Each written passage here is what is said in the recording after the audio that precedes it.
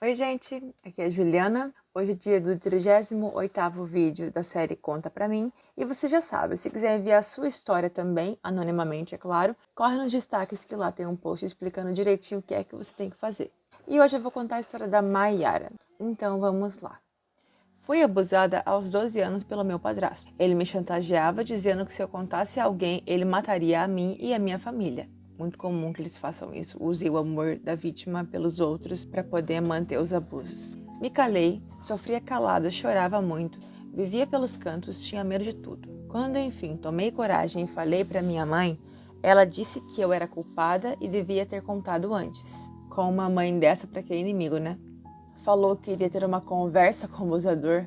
Que piada. Qual não foi a minha surpresa quando ela disse que havia conversado com aquele monstro, que ele disse que estava arrependido do que fez e que aquilo não iria se repetir. Ele continuou dentro da nossa casa e a minha mãe fingiu que nada aconteceu. Famosa negação, né? Toda a família soube, porém ninguém fez nada.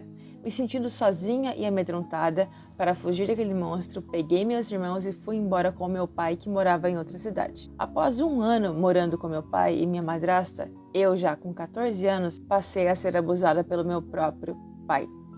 Infelizmente isso é muito comum, gente. É curioso, parece que tem uma flecha apontando para essas pessoas. Como se os predadores sexuais eles soubessem de longe quem é a pessoa mais fragilizada, quem tem menor chance de contar. Ou seja, quem é uma caça mais fácil de abater, porque para eles não passa disso mesmo. Minha madrasta enlouqueceu, até tentou suicídio, me culpava e dizia que eu queria tomar o marido dela. Toda a família sabia, mas ninguém queria se envolver. Minha mãe não queria os filhos de volta, pois estava muito feliz viajando por aí. Os filhos não estavam nos seus planos. Um dia, antes da escola, minha madrasta me chamou e me falou algo que eu nunca esqueci. Tá na hora de você ir embora, porque é melhor ser puta dos outros do que ser puta do próprio pai. Olha o nível de naturalização que se chega de incesto. A madrasta vendo a menina como uma rival. E cadê a responsabilização do homem, do adulto? Não tem, né? Que surpresa, que coisa! Liguei para minha mãe desesperada e mesmo contrariada, passados 6 meses ela foi nos buscar. Retornei para a casa da minha mãe, já muito traumatizada, saí mal e voltei muito pior. Tinha terrores noturnos, acordava gritando, ninguém podia encostar em mim quando eu estava dormindo porque eu acordava em desespero, chorando muito e gritando.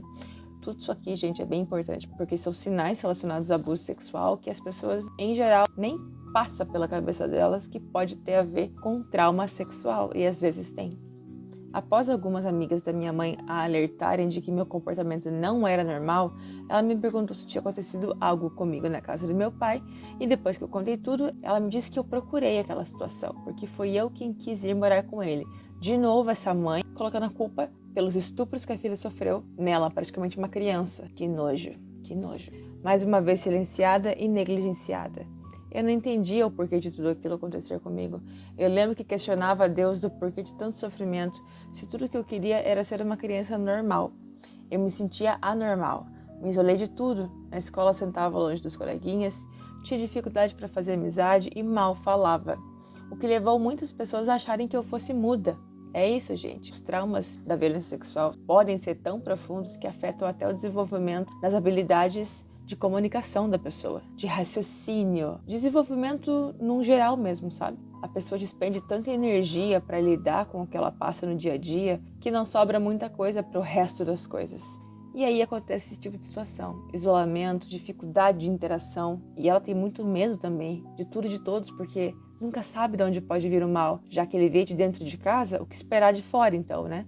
Hoje eu não falo e nem convivo com nenhuma das partes envolvidas. Os traumas que sofri afetaram a minha vida social, profissional e afetiva. Acho que nunca consegui perdoar a minha mãe e talvez por isso nunca conseguimos ter uma relação saudável. Tem muita gente ignorante que quer obrigar a vítima a perdoar seus abusadores, e no caso, abusadores indiretos como essa mãe que foi extremamente negligente, simplesmente porque isso é o que Deus quer, ou porque ela é sua mãe, blá blá blá blá blá. Vínculo sanguíneo não significa nada além de vínculo sanguíneo. Por favor, esqueçam o ideal da família da propaganda de margarina. Quando a gente fala de abusos sexuais, esse tipo de estereótipo e de visão romântica sobre como devem ser as relações entre pais e filhos só prejudica a vítima, porque coloca ela como vilã da história, como a ruim, a sem Deus no coração, a ingrata, que não é capaz de reconhecer o valor dos próprios pais, mesmo quando eles fazem esse tipo de coisa. Meu pai, eu não falo desde o dia que saí da casa dele. Não consigo ver ele como pai. Acho que nunca vou conseguir perdoá-lo. E tudo bem, você não é obrigada a nada, muito menos a perdoar quem te estuprou, sendo seu pai ou não, principalmente sendo seu pai. Sou muito julgada pela minha família por esse afastamento. Sou tida como a ovelha negra da família, mas para minha própria saúde mental, prefiro me manter distante. Tá certíssima. A gente tem que separar muito bem o que é egoísmo do que é autopreservação. Aqui é uma questão clara de autopreservação. Para que ela vai se expor a um monte de gente que tá contra ela nitidamente? Para quê? Para dizer para os outros que faz parte de uma família feliz? Não, né? Não. Até hoje, mesmo passados mais de 10 anos, ainda sinto vergonha, mesmo sabendo que eu não tive culpa de nada. Essa vergonha vem justamente de resquícios de culpa que você carrega aí. E para resolver isso, a gente tem que fazer muita terapia, muito autoconhecimento, leva tempo mesmo. O importante é não parar de buscar, porque uma hora você consegue. Palavras de quem passou por isso e de quem já viu isso acontecer muitas vezes. Esse sentimento de culpa me acompanha. É difícil encontrar um ouvido amigo. As pessoas romantizam as relações de pai e mãe, como se fossem seres sagrados acima do bem e do mal. E quando você relata a sua história, sempre ouve um "ah, mas será que você não está imaginando isso?" Ou "não será paranoia sua?" Lembro que há uns 2 anos atrás contei para minha cunhada, que tenho como uma irmã, e ela me perguntou se eu não estava fantasiando, que era impossível acreditar nisso.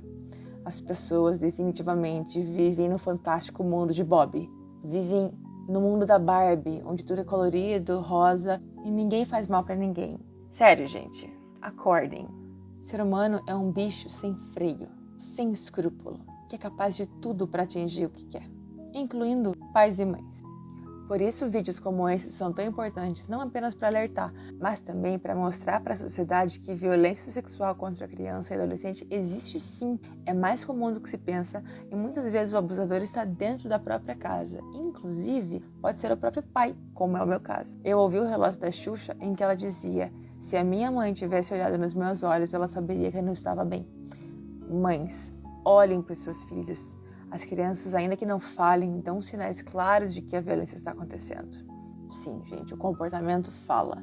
A gente precisa aprender a ler. Eu vivo falando sobre isso aqui, mas acho importante repetir. Mudanças bruscas de comportamento indicam problemas, indicam possíveis abusos, possível bullying, possível violência doméstica, possível um monte de coisas. Mas nunca é gratuito. Mantenham isso vivo em vocês. Crianças não mudam do nada por qualquer motivo. Infelizmente, eu não recebi o apoio da minha mãe e da minha família. Nunca fizeram nada a respeito e preferiram seguir com suas vidas e fingir que nada aconteceu. E depois querem exigir dela uma postura de filha grata, sendo que o tempo todo contribuíram para que o contrário acontecesse. É no mínimo hipocrisia, né? No mínimo. Os abusadores estão livres e eu continuo presa na minha dor. Tenho medo do escuro, dificuldade de interação social, não consigo confiar nas pessoas, sou insegura, ansiosa e depressiva. Tá aí as sequelas. É isso que dá quando você passa por esse tipo de abusos e você não é acolhido ou acolhida. Um dos maiores fatores de risco para o desenvolvimento das piores sequelas possíveis de uma vítima de abuso sexual infantil é justamente a baixa percepção de acolhimento familiar. E é exatamente o que ela teve aqui, né? Nenhum acolhimento. Trataram ela como se ela fosse um cachorro sarnento. Sigo tentando juntar meus cacos. Hoje sou casada com um homem que me entende e me apoia. Tenho feito terapia, o que me ajuda bastante, mas a sensação que eu tenho é que essa ferida nunca vai cicatrizar. Vai sim, Mayara, vai sim. Leva tempo, dá trabalho, dói pra caramba. A gente recua, dá um tempo, avança, para. Não é linear, isso é bem importante que fique bem claro. Esse processo, que você pode chamar de processo de cura, mas eu chamo de processo de lidar com o trauma mesmo, ele é bem constante às vezes e é importante que você saiba que é assim mesmo. Mas isso é especialmente dramático no caso das vítimas de abuso, porque o não mexer nessa ferida implica no desenvolvimento das piores sequelas possíveis, que pode culminar muitas vezes no suicídio, inclusive. Então é bem importante falar sobre isso sim, principalmente sobre aquilo que mais te aflige ainda, que é a culpa. E para finalizar, Obrigada por dividir a sua dor. Você me inspirou a dividir a minha dor também. É isso, pessoal. Espero que vocês tenham aprendido algo com esse relato. Não esqueçam de curtir, comentar, mandar para os amigos, indicar a página para outras pessoas. Vamos fazer esse tipo de mensagem chegar longe, porque as pessoas têm que saber mais sobre esse assunto, né? Um beijo, tchau.